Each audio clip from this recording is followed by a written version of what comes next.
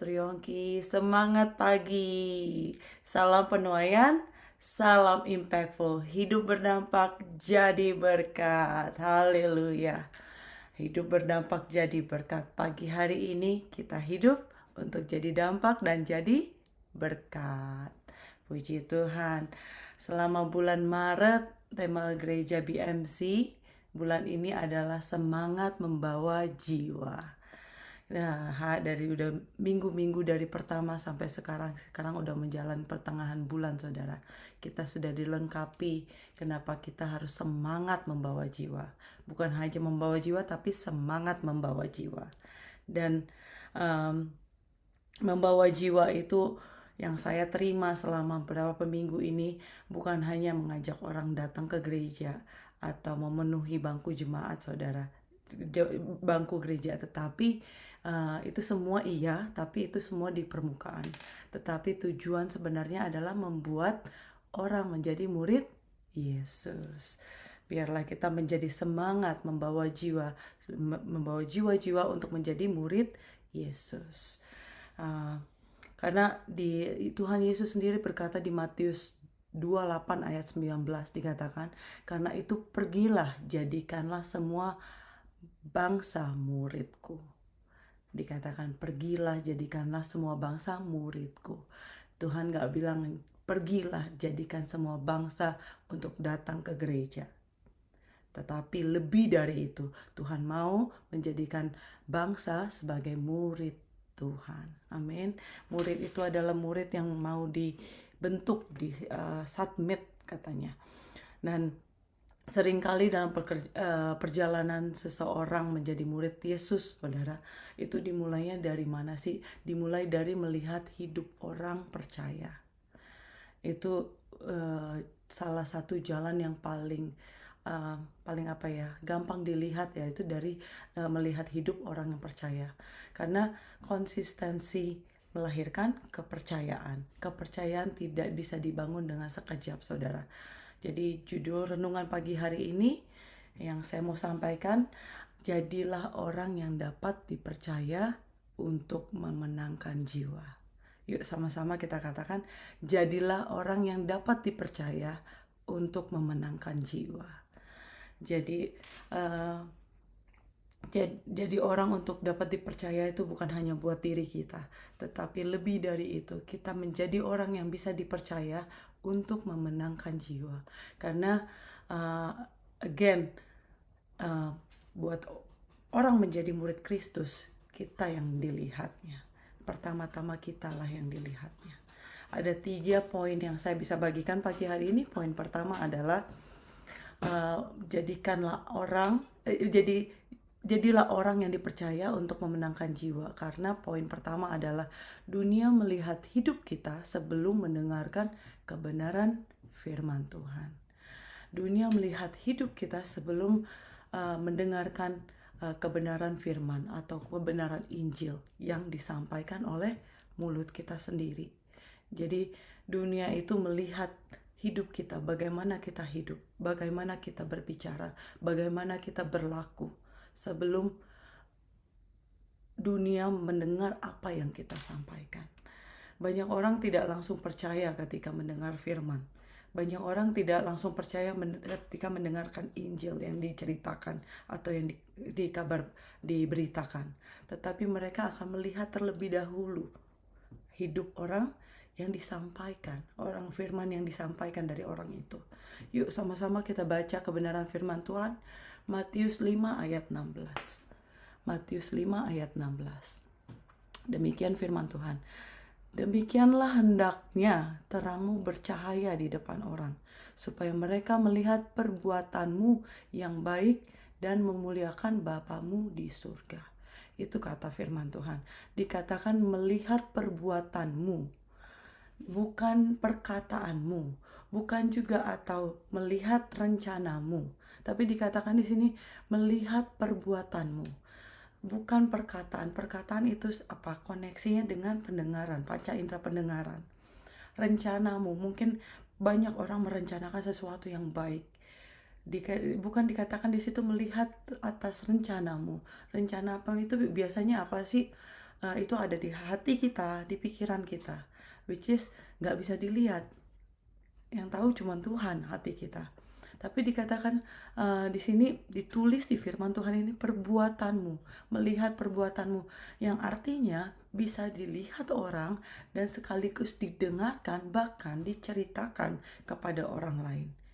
Makanya Tuhan mengatakan melihat perbuatanmu. Perbuatan adalah hal yang real, saudara. Perbuatan itu adalah hal yang nyata, yang kita lakukan, yang menjadi bentuk yang nyata buat orang bisa bukan hanya didengarkan orang, tetapi bisa dilihat orang, bahkan lebih powerful lagi, bisa menjadi diceritakan orang. Itulah makanya Tuhan dikatakan melihat perbuatanmu yang baik, yang memuliakan Tuhan. Karena dari perbuatan itulah orang akan bisa menceritakan satu dengan yang lain. Amin, saudara. Dan kabar yang tidak enaknya, mau tidak mau, suka tidak suka, kita akan dinilai orang. Itulah mungkin berarti menghakimi dong, Irin. Emang penghakiman itu tugasnya Tuhan. Itu haknya Tuhan, totalitas. Tetapi dunia, itulah cara kejar dunia. Sebelum kita menyampaikan firman, pasti dunia melihat hidup kita. Amin. Bagaimana cara kita bekerja? Apakah kita adalah salah satu orang yang suka hitung-hitungan? Apakah cara kita memperlakukan orang bukan hanya di atasan, cara kita memperlakukan atasan kita, tetapi bawahan. Mama saya dulu waktu dia kerja, dia pernah bilang, orang yang memiliki moral yang baik gampang untuk dibedakan. Perhatikan saja cara dia memperlakukan orang upahannya. Karena saat orang memberi upah, artinya orang itu memiliki hak atas orang itu. Disitulah terlihat apakah orang itu memiliki moral yang baik atau tidak.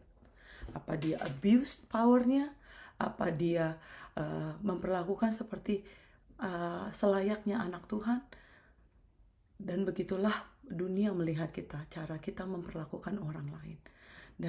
Dan juga apalagi dunia lihat cara karakter kita. Karakter itu apa sih? Karakter adalah manusia, sifat manusia yang terbentuk dari dalam.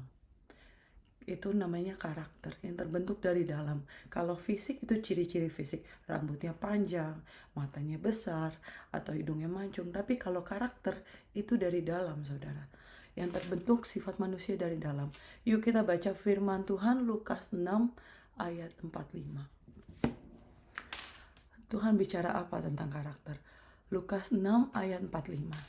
Dikatakan, orang yang baik mengeluarkan barang yang baik dari pembendaharaan hatinya yang baik. Dan orang yang jahat mengeluarkan barang yang jahat dari pembendaharaan yang jahat. Karena yang diucapkan mulutnya meluap dari hatinya. Itulah karakter. Karakter itu dari dalam keluar. Jadi apa yang dari dalam, dengan kata lain karakter adalah kualitas hati seseorang. Dalam kata lain, karakter adalah kualitas hati yang dari dalam, yang tidak bisa ditutupi, bahkan tidak bisa diubah sekalipun oleh manusia. Hanya bisa dibentuk oleh Tuhan. Segitu, itulah sesuatu yang dari dalam itu jauh lebih kuat, saudara. Karena hanya Tuhan yang bisa bentuk. Amin. Dan dunia juga melihat integritas kita. Bagaimana kita berintegritas. Apakah kita orang berintegritas. Seringkali firman Tuhan disampaikan, seringkali Injil disampaikan. Yang pertama orang baca adalah orang yang menyampaikannya. Bagaimana dia hidup. Jika hidup kita mencerminkan Kristus, maka hati mereka lebih terbuka untuk mengenal Tuhan. Amin. Siapa itu mereka? Mereka adalah keluarga kita yang mau kita jangkau. Keluarga kita yang mau kita menangkan. Teman kita yang mau kita menangkan. Itulah poin pertama adalah dunia melihat hidup kita sebelum mendengarkan apa yang kita sampaikan. Sebelum mendengarkan firman yang kita sampaikan. Yang kedua yang saya terima dan saya bisa bagikan, konsistensi membangun kepercayaan. Makanya kan judulnya, jadilah orang yang bisa dipercaya. Bagaimana untuk menjadi orang yang bisa dipercaya? Caranya adalah menjadi orang yang konsisten, saudara. Konsisten membangun kepercayaan. Kepercayaan tidak dibangun dengan perkataan, saudara, tetapi oleh konsistensi yang kita lahirkan. Yuk kita baca firman Tuhan, Amsal 22 ayat 1. Amsal 22 ayat 1. Nama baik lebih berharga daripada kekayaan besar. Dikasih orang lebih baik daripada perak dan emas. Itu maksudnya apa? Nama baik lebih berharga daripada kekayaan besar. Ini bukan dan dikasih orang lebih baik daripada perak dan emas. Ini bukan berarti kita menjadi orang yang selalu menyenangkan semua orang. Bukan berarti Tuhan mau kita menjadi orang yang pleasing everybody. Tetapi maksudnya di sini yang saya terima adalah seseorang yang dikenal orang banyak sebagai pribadi yang baik. Itu artinya dikasih orang lebih baik. Itu artinya dia mempunyai reputasi. Dia menjadi pribadi yang baik dan dikenal orang sebagai pribadi yang baik dan bisa dipercaya. Buah kepercayaan adalah reputasi yang baik. Reputasi atau nama baik itu lahir dari beberapa faktor, saudara. Dikatakan itulah lebih berharga daripada kekayaan. Itu Amsal berbicara itu. Jadi buah kepercayaan adalah reputasi yang baik. Reputasi yang baik itu dilahirkan dari beberapa faktor. Faktor yang pertama adalah integritas. Kita memiliki reputasi nama baik karena kita berintegritas. Di Mazmur 15 ayat 2 dikatakan, yaitu dia yang berlaku tidak bercela, itulah integritas. Yaitu dia yang berlaku tidak bercela, yang melakukan apa yang adil dan dan yang mengatakan kebenaran dengan segenap hatinya. Itulah integritas. Orang yang berintegritas, pertimbangannya dia bukan pertimbangan yang dia miliki bukan lahir dari apa yang dilihat orang ataupun tidak dilihat orang, tetapi itu pertimbangan lahir dari takut akan Allah. Dengan kata lain, dia hormat akan Allah. Itulah orang yang berintegritas. Pertimbangannya bukan kata orang, bukan apa yang dilihat orang, atau bukan apa yang tidak dilihat orang, tapi dari takut akan Tuhan.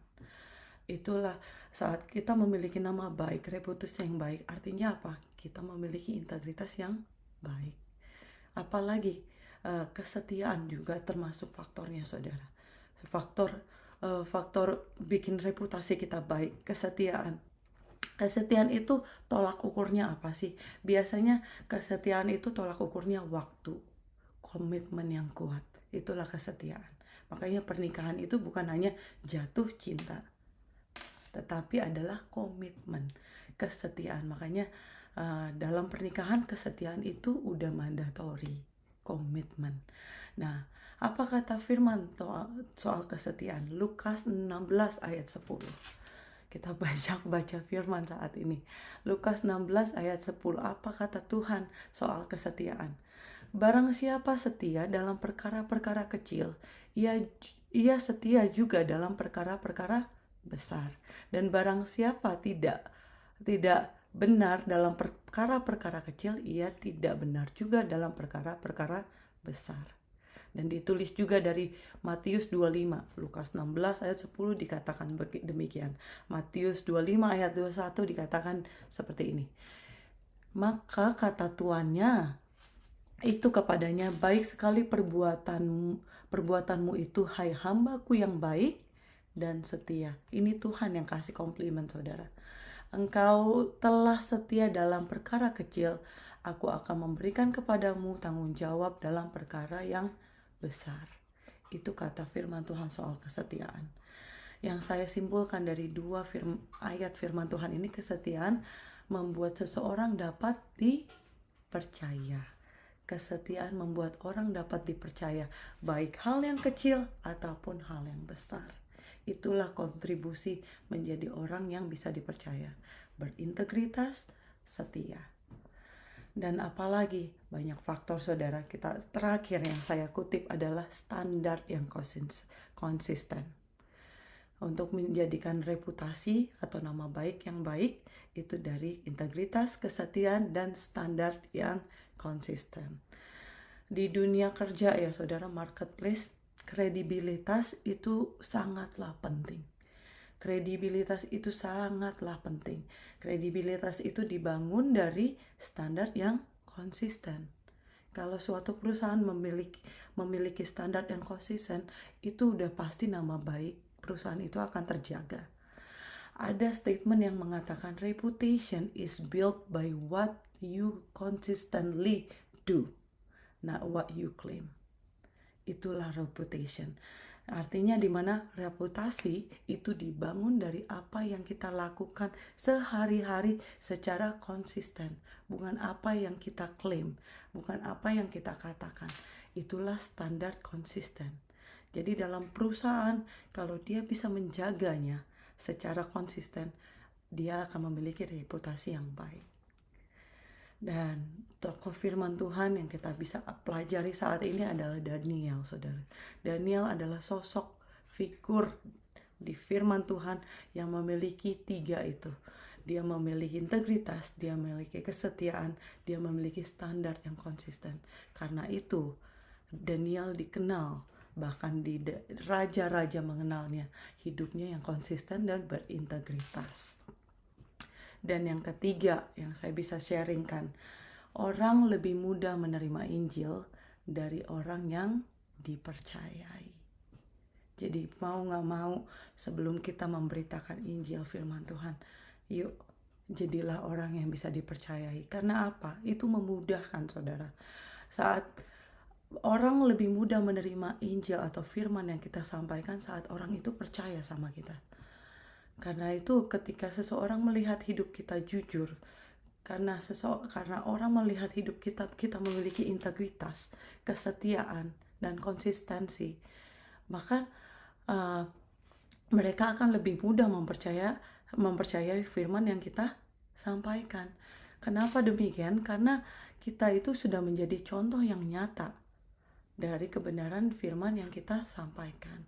Dengan itu mereka memiliki hati yang terbuka. Itu yang saya terima. Dan firman Tuhan Timotius 4 ayat 12 dikatakan di sini. Timotius 4 ayat 12 dikatakan begini. Jangan seorang pun menganggap engkau rendah karena engkau muda. Jadilah teladan bagi orang-orang percaya dalam perkataanmu, dalam tingkah lakumu, dalam kasihmu, dan dalam kesetiaanmu, dan dalam kesucianmu. Itulah firman Tuhan. Firman Tuhan mengajarkan kita untuk menjadi teladan. Yang menariknya saudara, di sini menjadilah teladan bagi orang-orang percaya. Bukan jadi teladan buat orang-orang tidak percaya. Tapi dikatakan bukan menjadi teladan bagi orang-orang percaya, tapi mulai dari orang-orang yang percaya kepada Kristus. Artinya di sini saya merenungkan, Tuhan, wow, berarti standar Tuhan itu nggak main-main ya. Artinya menjadi teladan buat orang yang percaya, artinya orang-orang yang tahu firman dong. Artinya kita tuh diminta Tuhan untuk menjadi teladan buat orang-orang yang mengerti firman, supaya hidup kita selaras dengan firman. Jadi kita dapat menjadi teladan bagi orang percaya yang sudah mengenal firman, maka akan lebih mudah untuk kita menjadi teladan buat orang yang tidak mengenal firman, buat orang yang tidak mengenal Tuhan. Menurut saya ini standar Tuhan itu luar biasa saudara. Jadi yuk kita menjadi teladan bagi orang-orang yang percaya. Artinya kita mau gak mau, bagi orang yang sudah mengenal Tuhan pun kita harus menjadi teladan. Amin.